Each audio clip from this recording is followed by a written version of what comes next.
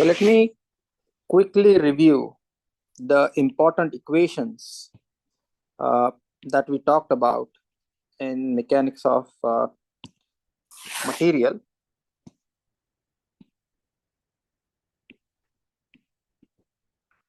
So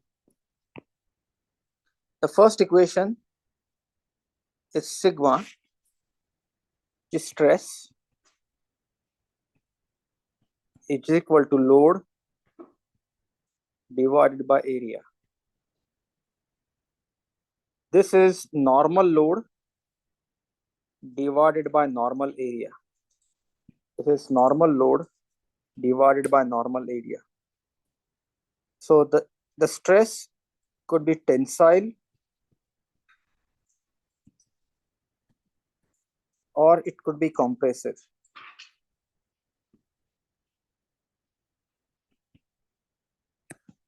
Tensile stress occurs when you have a loading that results into elongation of the specimen. Compressive stress occurs that when you have a loading that results into the compression of the specimen. Then what you have is you have shear stress. Shear stress is because of angular deformation. So initially, if you have a rectangular element, when it is deformed in shear, the edges are no longer perpendicular to each other. Equation for the shear stress is again the same, shear load divided by shear area. So this is shear, wherein load is parallel to area and a normal load is perpendicular to area. The next part to stress is called as strain. Strain, by definition, is change in the length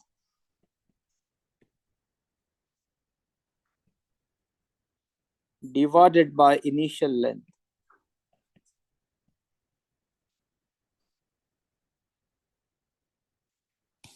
So imagine that if you have a specimen and if you are applying load longitudinally, when you are applying the load longitudinally, what's going to happen is this specimen is going to stretch.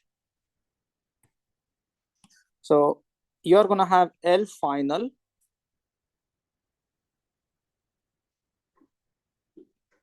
and you're going to have L initial.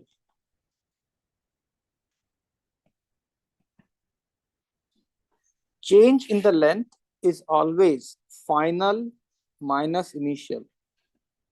So L final minus L initial divided by initial length is Li. Strain is a non-dimensional quantity because change in the length is maybe meters or millimeters. Initial length will be in meters or millimeters. So this is a dimensionless quantity. It is important to observe that when you have the longitudinal strain, you also get something called as the lateral strain because the volume or the mass of the material remains the same. So if you have extension in the longitudinal direction, you are going to have compression or reduction in the lateral direction. So I'm going to call this dF, which is the final dimension, and you are going to have di, which is the initial dimension. So you are going to have strain, I'm going to call this longitudinal, and then you are going to have strain in the lateral direction. Strain in the lateral direction is again final minus initial divided by initial. Now please understand, you are not applying any load in the lateral direction. There is no force in the lateral direction.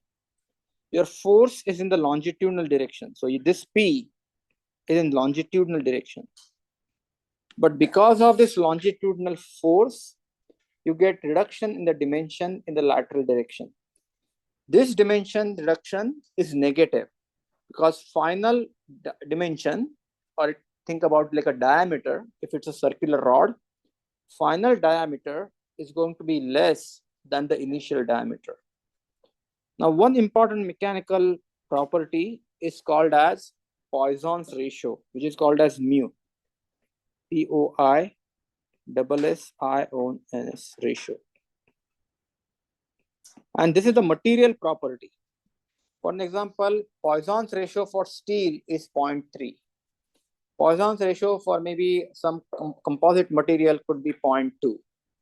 So Poisson's ratio is the ratio minus ratio of lateral strain divided by longitudinal strain.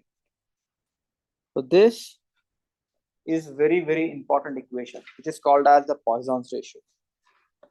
The last equation, which is one of the God equations in mechanics of material, is Young's modulus. Young's modulus is the normal stress divided by normal strain. It can be tensile, it can be compressive, but this needs to be within the elastic limit, which means in the last class, we briefly talked about the stress strain curve for a mild steel. And then this Young's modulus is nothing but the ratio of the slope of the line in the elastic region.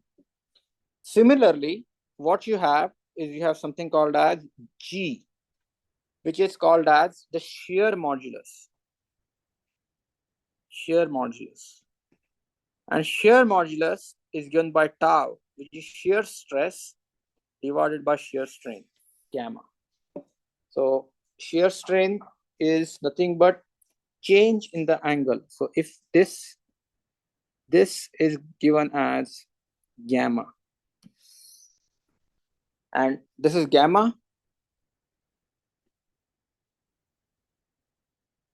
and this is mu.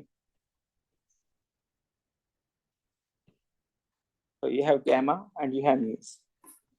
So these are all the God equations of statics.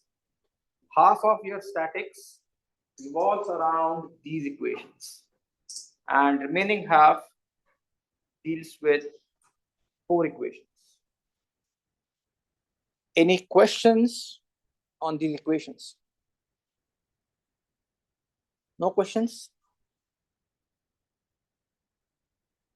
Do you want me to discuss any of these concepts again, just to refresh?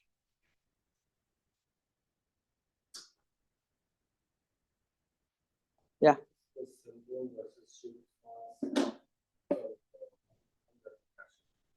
So this is sigma. This is strain is given as epsilon. Then this shear stress divided by shear strain is G. And then Poisson's ratio is lateral strain, epsilon lateral divided by epsilon longitude. Okay, with that, we are ready to solve problems. First problem, a shaft is supported by a smooth thrust bearing. What is the thrust bearing? Thrust bearing is the bearing that can sustain the thrust. Typically, the thrust bearing is something like this. So this is the surface, and you have the bearing, and that bearing is resting on the surface, so it can support the load in vertical direction. So please understand, here you have a thrust bearing. If you have a thrust bearing, it can support 2 types of loads. You are going to have Bx and you are going to have By. And a journal bearing. A journal bearing is a bearing wherein what you have, it is something like this, and you have the shaft that goes to the journal bearing. So journal bearing can only support vertical forces. For an example, if you apply a horizontal force on the shaft would slide in and out. So you have a thrust bearing. Thrust bearing can support vertical and horizontal loads. Journal bearing can only support vertical loads. Now they are asking, with this, find out the internal loading at the cross section at E. So what we want to do is, we want to find out the internal loads at the cross section at E. So we have to kind of find out what is the loading here. To find the loading here, first and foremost, we have to find out the values of reaction. To find out the values of reaction, summation of forces in x direction is equal to 0. So there is no other horizontal force. So you have 0 is equal to bx. So value of bx is going to be 0. Now you have by and you have cy. Summation of forces in y direction is equal to 0. Summation of forces in y direction is equal to 0. So let's look at the forces that we have. First force is going down. So you have this x and you have this y. So force of 400 pounds is going down. You have minus 400. Then you have by, which is going in the upward direction, by. Then you have cy, which is going in the upward direction, which is plus cy. And then you have the load at the pulley D, which is going in the negative direction. So this is the equation that you have. So when you solve this, I get an equation cy plus by is equal to 400 plus 800, 1200. And I need to solve this equation. So I'm going to take moment either at point A or at point B. Now, it doesn't matter where you take the moment. So I would take the moment at point A. So summation of moment at A is equal to 0. So 400 pounds does not have any moment. Curl your fingers in the direction of moment given by B, and that moment is, if this is your Z, by times the lever arm is positive. By times 4. Then curl your fingers in the direction of moment given by C, and then you get 4 plus 4 plus 4, which is 12 times Cy.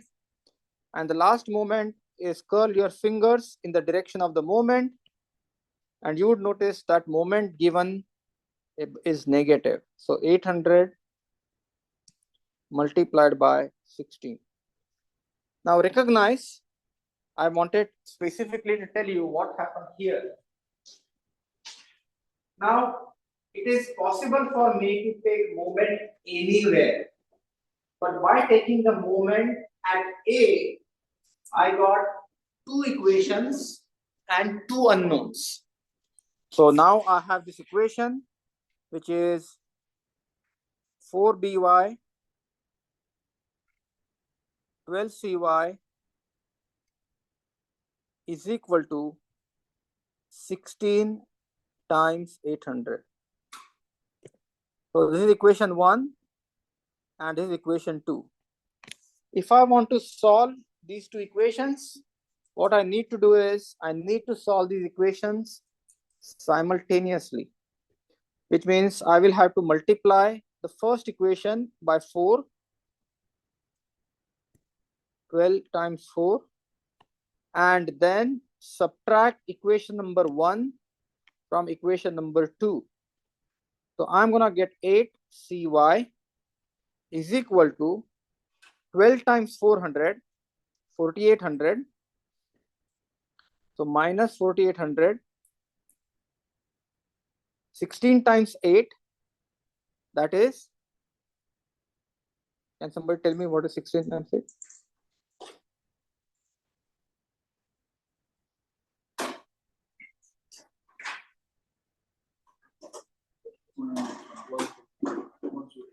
One to 8. And with this, you should be able to tell me what is the value of cy. You should be able to tell me what is the value of dy. I could have avoided solving two equations simultaneously if I would have taken moment at B or C. You agree with me? However, I want you to understand this problem is slightly different. What you have is something called as the overhang, not the hangover, but overhang. What do I mean by overhang? Overhang means the loading is outside the support. The previous problems that we saw, you had the supports and the loading was in between the supports. In this particular problem, what you have is you have overhang, which means the loads are outside the supports. You still can take the moment at B or moment at C, but you wanna be super duper careful when you take the moments. And I will solve this one more time. Summation of moment about B is equal to 0. As soon as I say summation of moment at B is equal to 0, moment given by By disappears. However, we still have the moment given by 400. Curl your fingers in the direction of the moment given by 400 about B. You agree with me that this moment is going to be 400 times 4. It would be positive. Curl your fingers in the direction of moment that is given by 400 about B. Now look at the moment given by C.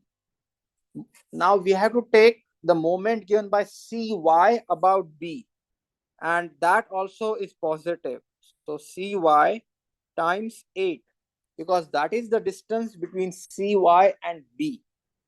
And the last but not least, look at the moment which is given by 800 pounds, and that moment is negative. But please note that 800 moment you will be multiplying by 12. Do you agree with me? Now, once you solve this, and believe it or not, you have the exact same equation that I have written over here. Do you agree with me? So your equation is going to be 800 times 12, which is 1200, 400 times 4. I think I made a mistake somewhere. 400.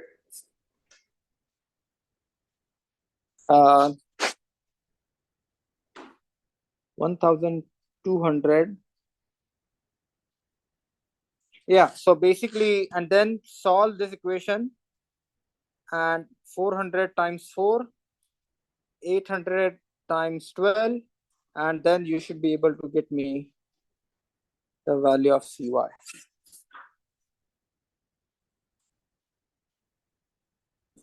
And the last summation of moment at A, moment given by By is positive, moment given by Cy, moment given by Cy,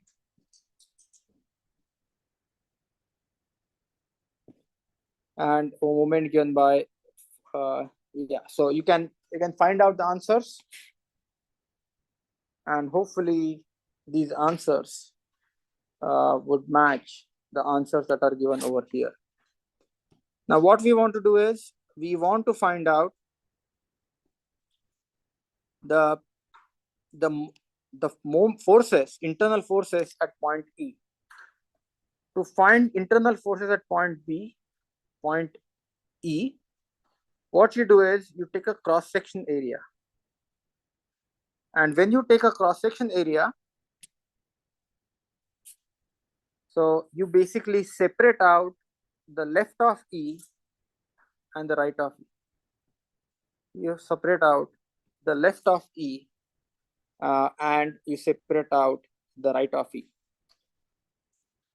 Now you will notice that you have Cy here, then you have dy or d force at D over here, which is 800. Then you have, once you find this, you will get the value of Cy, and I think Cy value is 1000. So you would get the value of Cy as 1000. And I actually want you to tell me this. Just do this exercise once, because overhang loads are tricky. I want you to find out the value of Cy from this equation real quick. Tell me from this equation, and also I want you to find out the value of Cy from this equation and verify that you get 1000. And the reason I want to emphasize on this, because this is an overhang problem. Overhang problems are tricky. So make sure, so wherever you take the moment, it should give you the same answer, as long as your values are consistent.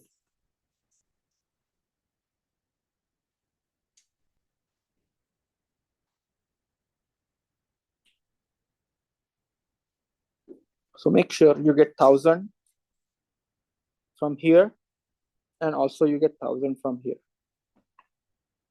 Does that, are you with me? You get 1000 from both? Yeah.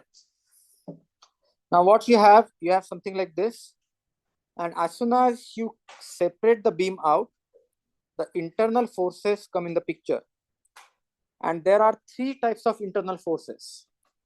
You get a horizontal internal force, which is Ex. You get a vertical internal force, which is Ey. And you get a moment. What you have is, and this is Me. Now I need to explain to you what this means. Now for a minute, I want you to focus on this beam. You have this beam, and what I want to do is assume that I want to cut this beam at point E. As soon as I cut this beam at point E, the internal forces, which are the imaginary forces, they will come in the picture. So you are going to have a part on the right hand side of E, and you are going to have a part on the left hand side of E. So you are going to have a part on the right hand side of E, and you are going to have a part on the left hand side of E. Now if you look at the part on the left hand side of E, this is A, this is B, this is E, and you are going to have By, you are going to have 400, and this E is where the beam is separated. As soon as you cut a beam, as soon as you cut a physical structure, these internal forces come in the picture. These internal forces are in the picture because the beam is no longer continuous. So you have a horizontal force Ex. I'm assuming it to be in this direction. You have a vertical force Ey, and you have a moment. Same moment, same force will be acting on the other side, but the directions would be opposite. So what's going to happen is, so as soon as you separate out this beam, you are going to get internal forces on the left part, and you are going to get internal forces on the right part. But when you combine these two, these internal forces, they cancel each other. Internal movements cancel each other out. Now, how do I find out the internal forces? The beam is in static equilibrium. All the internal members are in static equilibrium. So I can apply summation of forces in x direction either on the right hand side, or summation of forces in x direction is equal to 0 onto the left hand side, and I would get the same answer. Just for this problem, I'm gonna do it. And I want you to pay attention because this is actually very, very important. The internal forces have come into existence. If I apply summation of forces in the horizontal direction is equal to 0, do you agree with me? Ex, which is in the negative direction, is equal to 0. So my Ex is going to be 0. Do you agree with me? On the left hand side, you have the Ex going towards the negative x direction. So let me show you. This is x, y, and z. This is x, this is y, this is z. So can you see Ex on the left hand side is going towards the negative x? That's negative. Now let's look at the right hand side. Can you see on the right hand side, Ex is going towards the positive x. So you have 0 is equal to positive Ex. But still, what it means is Ex is equal to 0. You agree with me? Which means whether I apply equation on the left hand side or I apply the equation on the right hand side, my answer is still the same.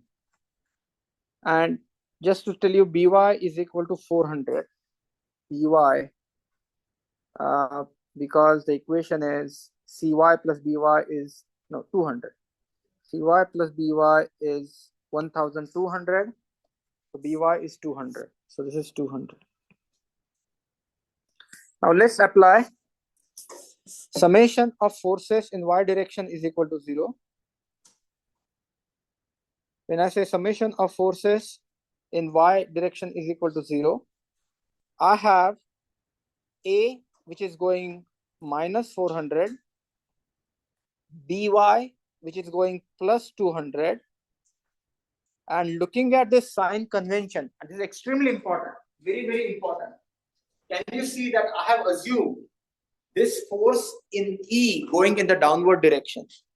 So I'm assuming this EY, that is going in the downward direction, which is minus EY. Do you agree with me? So my EY is going in the negative direction. So this equation is going to be EY is equal to minus 400 plus 200, which is minus 200. Do you agree with me? Now, what happened here? This EY gave me a negative sign. That means the direction that I have assumed is incorrect. That EY should be going up. And that makes sense. Why? Because 400 is coming down, 200 is going up. So EY should be going up. But let me work out the problem on the right hand side. Summation of forces in y direction is equal to 0. Now look at the right hand side. Can you see on the right hand side, I have assumed EY to be positive. On the right hand side, EY is going up. So you have plus EY.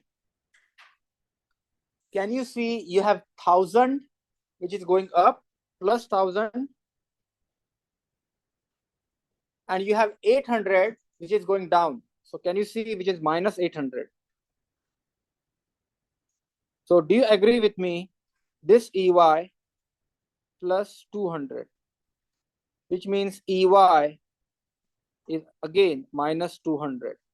Can you see whether I look at on the left hand side, whether I look at on the right hand side, my internal forces tell me the same thing, that magnitude is 200, but the direction is the opposite to what I have assumed. Everyone understood this? Now then, last but not least, I need to take the moment. If I take the moment, now where should I take the moment? So beam is in static equilibrium, which means no matter wherever you take the moment, that moment is going to be zero. Wherever you take the moment is going to be zero. Now I will take moment about E. Okay, summation of moment at E is equal to 0. Summation of moment at E is equal to 0. So I have 400 going down. Curl your fingers in the direction of moment. This distance is 8. This 4. This 4. Curl your fingers. Then you have 200.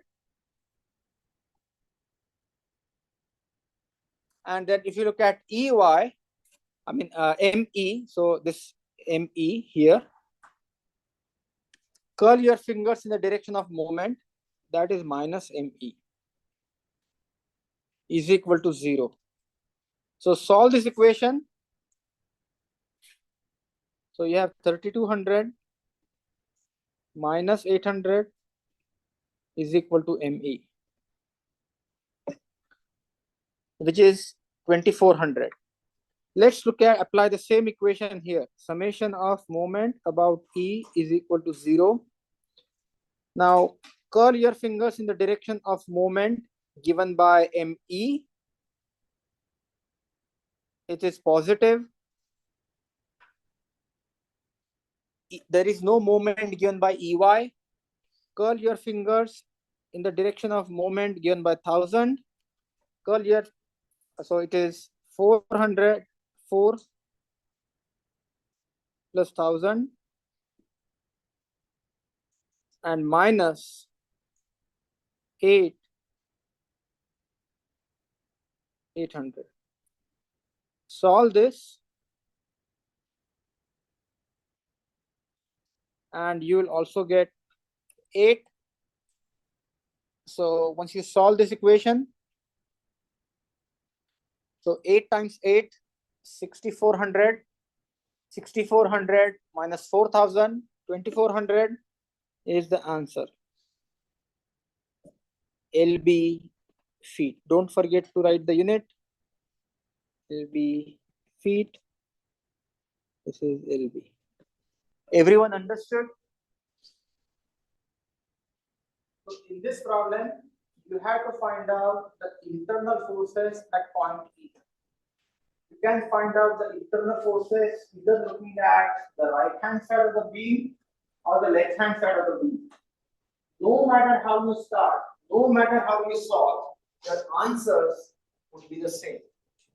So when I work out the problems in the next part, I can just take the moment or I can just take the forces on one side of the beam and that should give me the same answer. Everyone understood? This is a very important problem. Any questions? Okay, next problem. So in this problem, what you have is we have this cross-sectional area and this cross-sectional area and there is an axial load. So basically you are applying an axial load. Now what we have to find out is we have to find out the normal and shear stress on the areas AA and BB.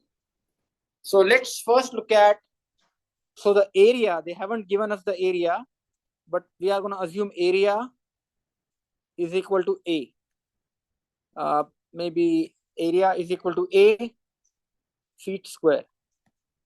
Now let's look at the cross section AA. If you look at the cross section AA, can you see that this cross section AA is perpendicular to this load? This cross section is perpendicular to this load. Now it is extremely important to observe that this load is passing to the center point. It is very important to observe that this load is passing to the center point. Now, I want you to understand what is happening here. Imagine this is the beam. If you are applying the load that is going to the center point, do you agree with me that this whole section is stretched? You agree with me? The whole section is stretched. It's full. For some reason, if you are going to apply the load which is not going to the center point, if you are going to apply the load which is not going to the center point, do you agree with me that this section will not only be pulled but also rotated?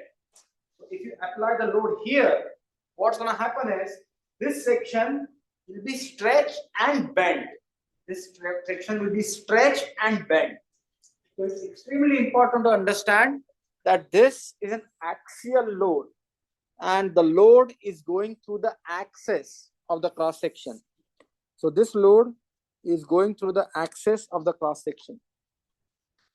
Since it's a normal load, the stress is 500 divided by A. You agree with me? 500 divided by A. Now comes the interesting part.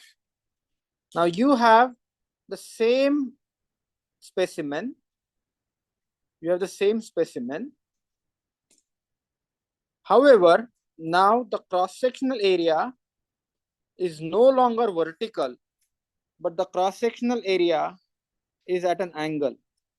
So this cross-sectional area is at an angle. Do you agree with me? Now what happens when you have the cross-sectional area which is at an angle? Now, whenever you have a cross-sectional area at an angle, do you agree with me? The width of the cross-section is going to remain the same. So I'll draw the width of the cross-section. So I'll try to show you. The width of the cross-section will remain the same, but the height of the cross-section would increase. Do you agree with me?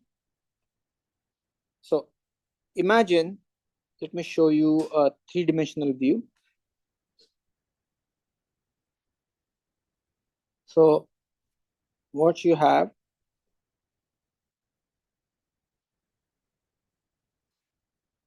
is this guy.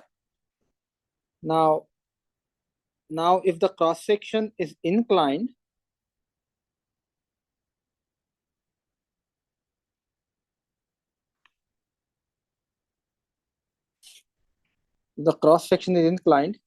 you agree with me, the width is remaining the same, but your height is now different. So which means, what would happen to the area? You agree with me, the area would certainly be more. And the area, so we look at the projection of the area. So if this is the projection of the area, this is the area, this angle is 30 degrees. So which means the inclined area, so area of section BB, area of section BB is going to be A divided by cosine 30. Why? Because if you look at in the front view,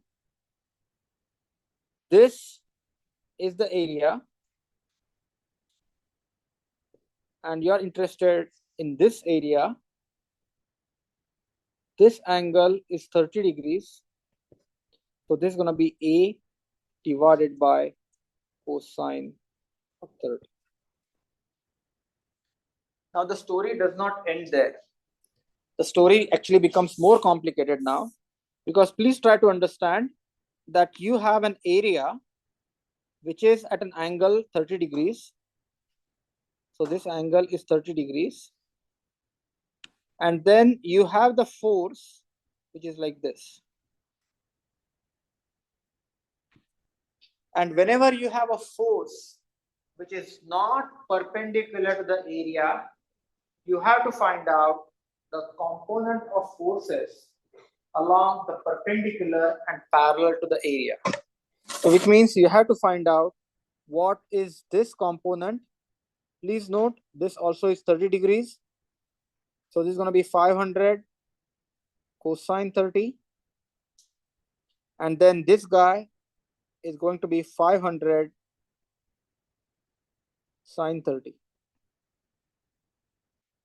Which means if you look at, let me draw this figure.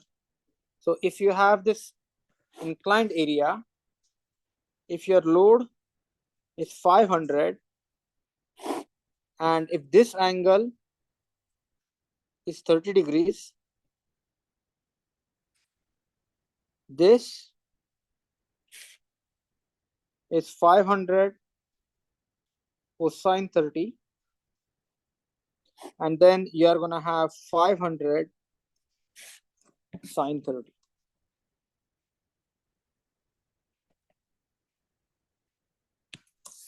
So check this out.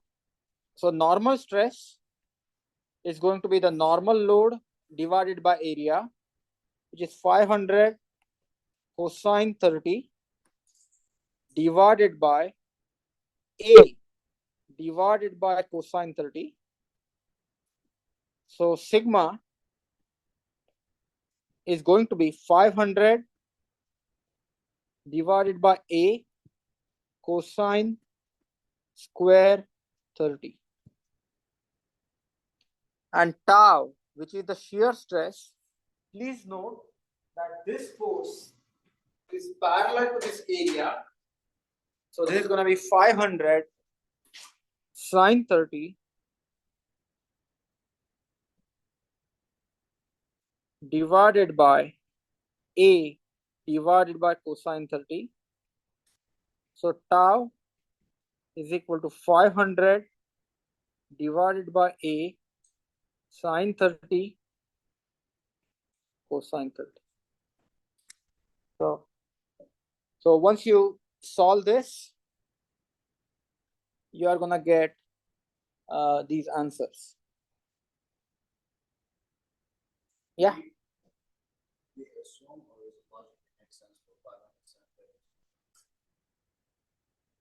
Say that one more time.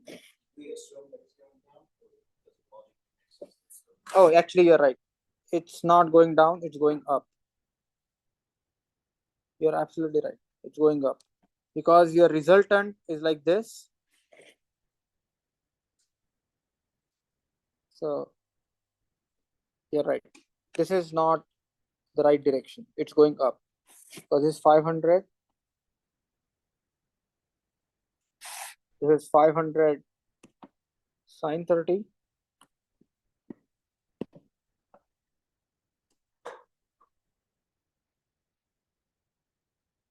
And this is 500 cosine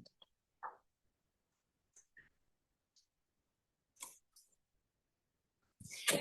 Any questions? Next problem. So now what you have here is you have a compound shaft. What do I mean by compound shaft?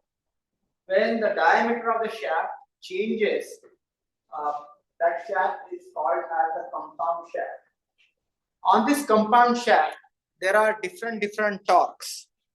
So first and foremost, what you want to do is you want to provide your X, Y, and then maybe Z in this direction. So please note, so you have X, you have Y, and you have Z. And you have three different torques, which is you have the first torque of 500, you have the second torque of 350, and you have the last torque of 600. Now what I want to do is I want to find out something called as the twisting moment diagram. which means I need to find out what is the resultant torque at different locations. So to find out the twisting moment diagram, what I'm going to do is I'm going to start something like this. Now first, let's start. I have a 500 foot-pound of torque. Curl your fingers in the direction of movement. Is this torque positive or negative? So summation of torques at A is equal to 0. And I'm going to assume a reaction torque, which is TA, is acting like this. So let's see that I have this 500 foot-pound of torque. Is this torque positive or negative? Curl your fingers in the direction of the torque. Can you see that when you curl your fingers, thumb is pointing towards the negative z-axis. So this torque is negative. So you have minus 500. Do you agree with me? Then look at curl your fingers in the direction of 350. Can you see that your thumb is pointing towards positive z-axis? So you have plus 350. And then you have the 600. Curl your fingers in the direction of the torque. And now you have minus 600. And curl your fingers in the direction of the torque, TA. Do you agree with me that TA is, when you curl your fingers, thumb is going towards the negative z-axis. So this torque is negative. So minus TA. So when I solve this, I'm going to get the value of TA as 600, 500, 1100 minus 350. So minus 1100 plus 350. So what do I get? Minus 850. No, 750. 850 plus, yeah, 750. Minus 750. Minus 750. Now I get this minus sign. The negative sign means the torque that I have assumed, that direction is incorrect. And actually, if you look at this twisting moment diagram, this is the shaft.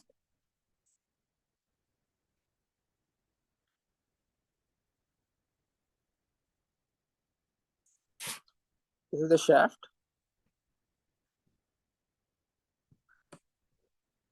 This should be in this direction, which is 750. Then you are going to have 600. Then you are going to have 350.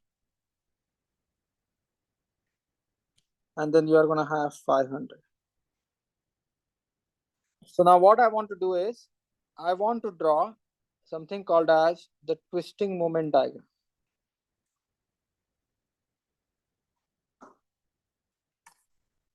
So 500. So you can start from from A. Curl your fingers in the direction of 750. 750 torque is positive, so you go up. So this is 750. Then you travel straight. There is nothing else. And when you go to this point B, there is this 600 torque. Curl your fingers in the direction of the torque 600. So you are going to come down by 600, which means now here you are at 150. And you'll continue going forward at 150. And then you are going to see the torque, which is 350. So now if you curl your fingers in the direction of the torque, your thumb is pointing the positive z-axis. So 350 plus 150, you get 500. And you continue to go on 500. And then you come down. And this is called as the twisting moment diagram. So check this out. You have 750 here. Curl your fingers in the direction of 750 torque. 0, so you start from 0, you get positive 750. You don't have any torque in between. So you will continue 750.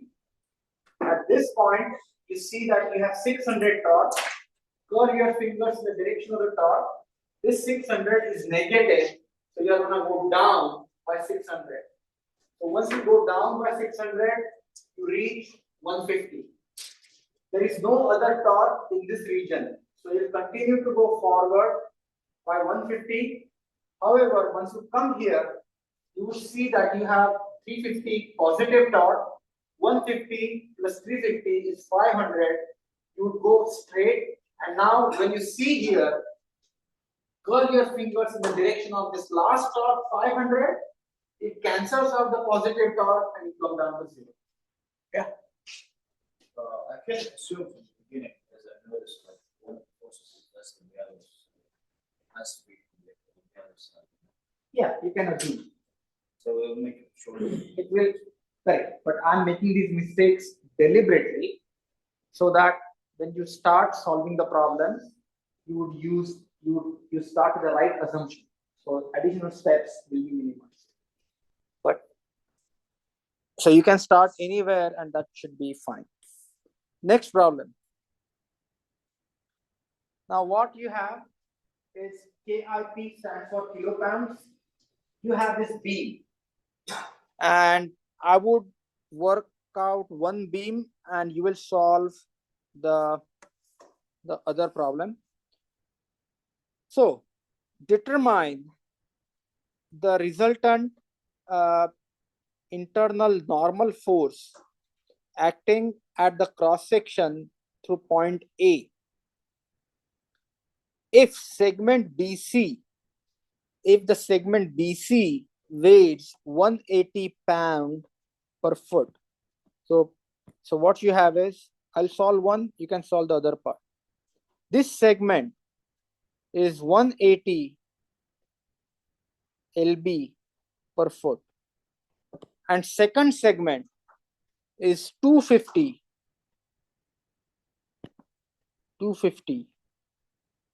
lb per foot. So I want you to understand how this problem is set. In this particular problem, you have a column, you have a vertical column. This vertical column has two different sections. You have this section AC or BAC, and you have another section which is CB. The mass that is distributed from section C to D is 350 pounds per foot. So this cross section, you can see this is 4 plus 4, 8. So 8 times 350 is the weight or the force on this column. On the other hand, what you have is, if you look at top, you have 180 pound per feet, which is spread across 10 feet. So you have 1,800 pounds. That is the weight of the top column, and 250 times 8, which is 2,000 pounds, is the weight of the bottom column. Do you agree with me? So if we, let me draw this. So you have 5 kilopounds. So 5 kip stands for 5,000 pounds. So you have 5,000 pounds. Then at the centroid of this beam, you have 180 times 100, which means you have 1,800 pounds.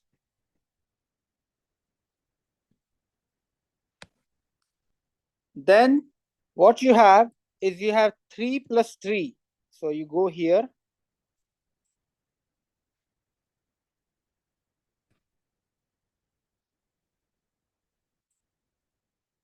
You have 3 kilopounds, which is 3,000 pounds.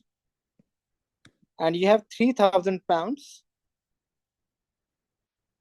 LB and LB. So 3,000 pounds and 3,000 pounds. Now, if you look at this 4 plus 4, which is 8, 8 times 200, which is 2000 pounds, which is acting on the centroid.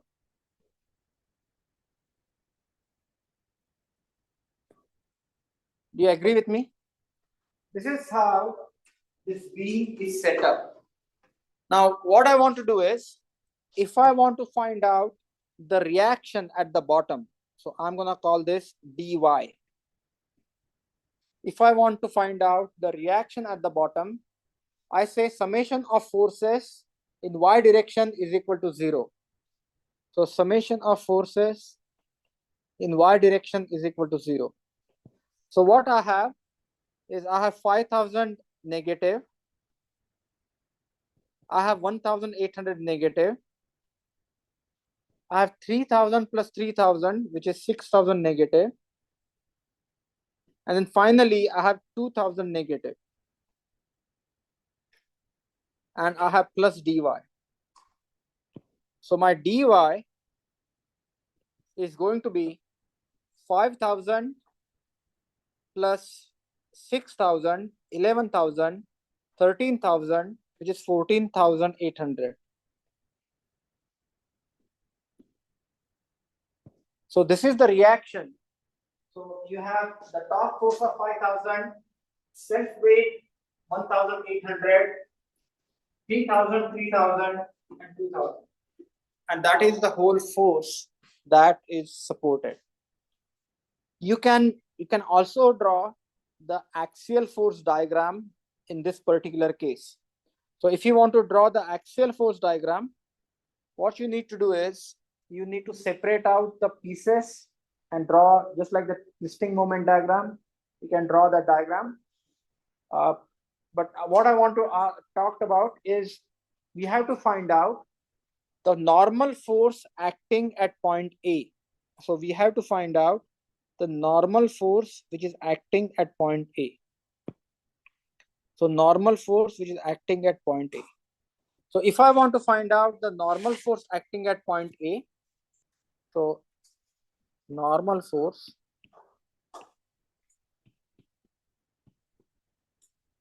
at A.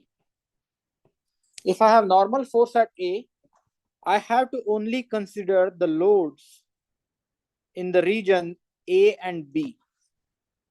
So if you look at the normal force at point A, I'm going to again apply summation of forces in y is equal to 0.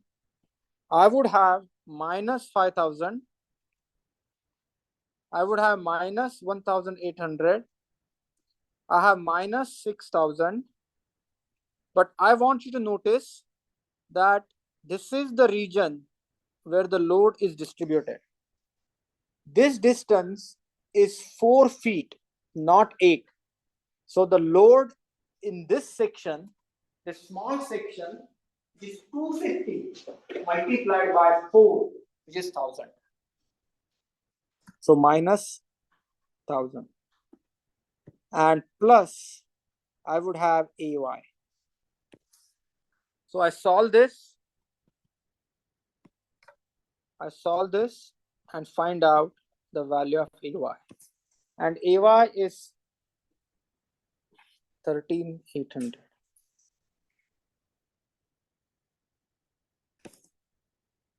Now you can solve the problem B, something similar. The only difference here is they have given us the density.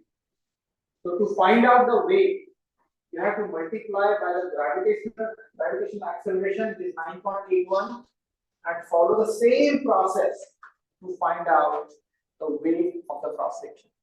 Everyone understood this? So here, what you have is they have given the pound per foot. So which means you can multiply by the number of the length, so 4 and 4, 8 or 10, and you can find out the total pound. But there they have given the mass, but that is a uniform column. So the whole mass is distributed. So you have to multiply that mass by 9.81, and then you have to multiply by the distance, and that should give you the weight. So I will give you this problem as homework. So please work out this problem. This is again the similar problem that we have worked out. So in this particular problem, we have to find out the resultant internal torque acting on the cross section, the torque cross section. The support bearing at A and B allow for free turning of torque. So I just want you to pay close attention to this figure. And in this problem, we have to find out the resultant internal torque about the cross section.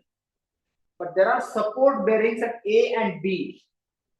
They allow free rotation. They allow free rotation, which means they are not clamped. You can rotate freely. Now I want you to look at the torques that are acting on this. Can you see you have 250 Newton meter torque. This is X, this is Y, this is Z. Can you see a 200 Newton meter torque is negative? Can you see your 150 Newton meter torque is also negative? Do you agree with me? But 400 Newton meter torque is positive.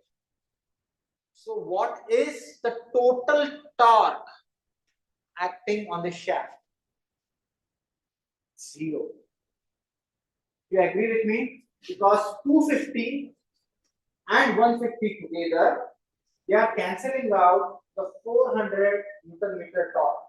So torque at D, you agree with me, is going to be 0. Now let's draw the twisting moment diagram. To draw the twisting moment diagram, what you need to do is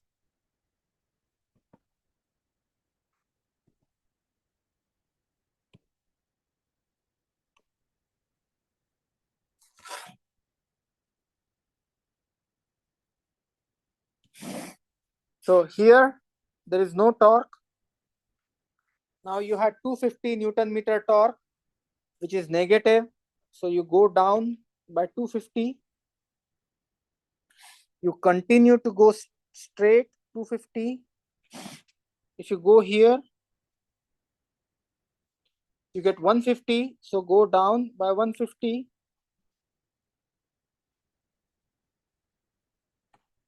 And then you go down and you go up by 400. So torque at C. So torque at C is 250 and torque at D, torque at C is 250 and torque at D is equal to 0. So torque at D is equal to 0, torque at C is 250. Are you with me so far? Everyone understood how to draw the twisting moment diagram? So you have to follow the consistent sign convention and then add or subtract the torques depending upon the direction. Now let's look at this problem. First and foremost, this is a composite section.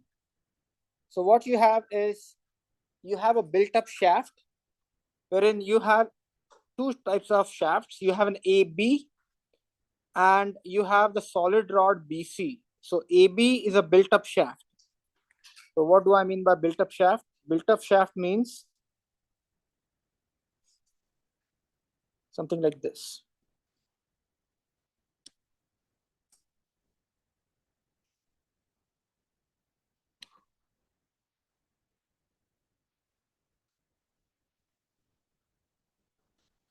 So you have the built-up shaft wherein you have the pipe AB and solid rod BC. So this is the pipe.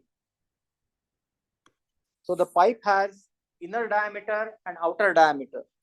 And if you have this built up, this is the solid rod, it has the solid diameter. So this guy is 15 millimeters. This guy, the outside diameter is 30 and inner diameter is 25. So outside diameter is 30 and inner diameter is 25. Now, first and foremost, I want you to look at all the forces that are acting on this composite shaft. And my question to you is this shaft in equilibrium? So look at the forces. You have 60 kilonewton force going towards the right hand side. So you have 60 kilonewton force going towards the right hand side, X and Y. Then you have 40 kilonewtons and 40 kilonewtons, 80 kilonewtons going towards the left hand side. And finally, you have 20 kilonewtons which are going towards the right hand side. So do you agree with me? For this composite shaft, summation of forces in X direction is equal to 0. Do you agree with me? So what I can do is I can draw the axial force diagram. How do I draw the axial force diagram? So in the cross section A to B, what I have is I have 60 kilonewton compressive. Compressive means going down. So you have 60. Now I go forward,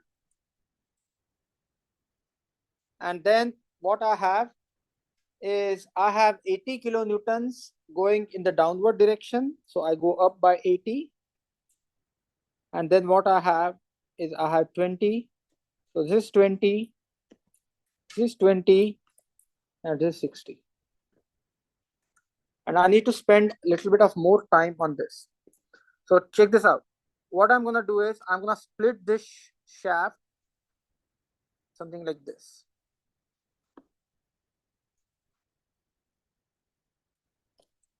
This is extremely important. Please pay attention to what I'm doing. Can you see this is AB and this is BC? The entire beam, entire shaft is in equilibrium. You agree with me?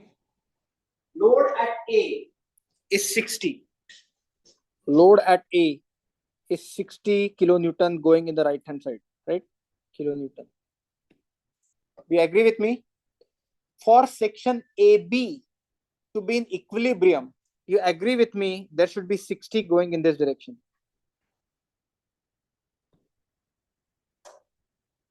Do you agree? Let's look at BC.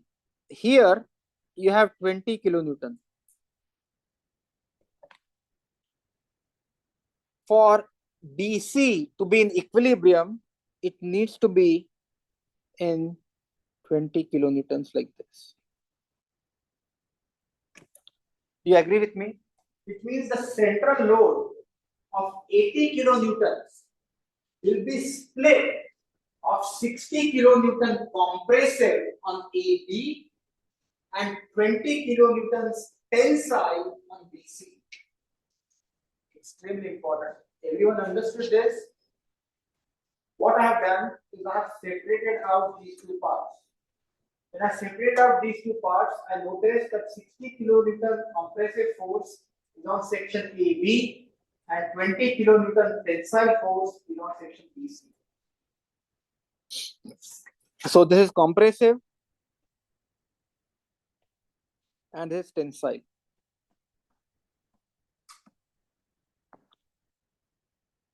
So I need to find out the stresses. Compressive stress is load divided by area. Load is 60, 10 to the power 3. It's a hollow cross section. So diameter is 30. So pi by 4, 30 square minus 25 square. This gives you the compressive stress, and the tensile stress, sigma T, is again P by A, 20, 10 to the power 3 divided by pi by 4, and the diameter is 15, so 15 square. Unit is going to be Newton per millimeter square. Newton per millimeter square. Everyone understood this? This is an extremely important problem because please try to understand. Left hand side of the beam is compressed, but the right hand side of the beam is in tension. So central force of 80 kilonewton is kind of split, as if 60 kilonewton compressive on the left hand side and 20 kilonewtons of tensile on the right hand side. Everyone understood? If the middle force is not there, then the beam is not going to be in equilibrium. So first thing that I check, if this beam is in equilibrium, static equilibrium. If this beam is not in static equilibrium, it's a dynamics problem, not a statics problem. So what if it's on the C? What? Let's say it's going from C point C point 80, then basically it won't be an equilibrium. At the end of the day, summation of forces on this entire beam has to be equal to 0. Yeah, that's right. But basically we cancel the 40 just make it this one. Make it 80. So you again, you have to use the same approach. You have to split the beam. The entire beam is in equilibrium. Part of the beam is in equilibrium, and you can find the forces. Follow the same approach. The next problem, now it should be a piece of cake for you. So if the material fails when the normal stress reaches 120 psi, we have to find out the value of P. So sigma C is equal to P divided by A. If sigma C is 120 psi and the area of the cross section we have to find out, please try to understand this cross sectional area is something like this.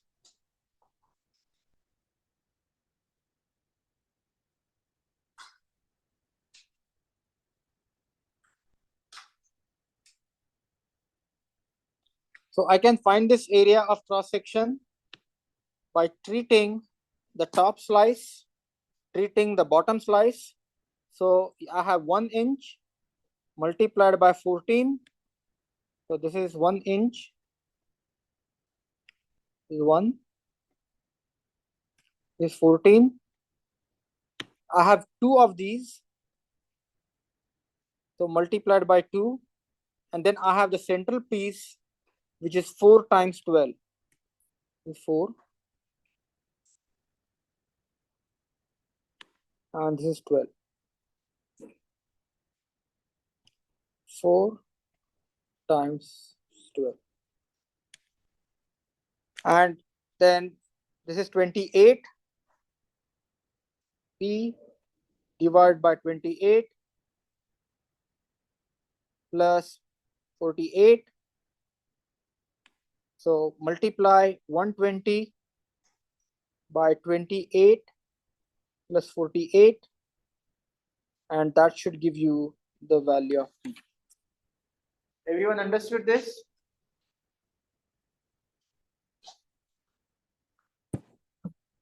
So this problem 724, I'm gonna give you as a homework problem. The next problem, which is 726, is also similar to the problem that I have solved, that I'm gonna give you as a homework problem.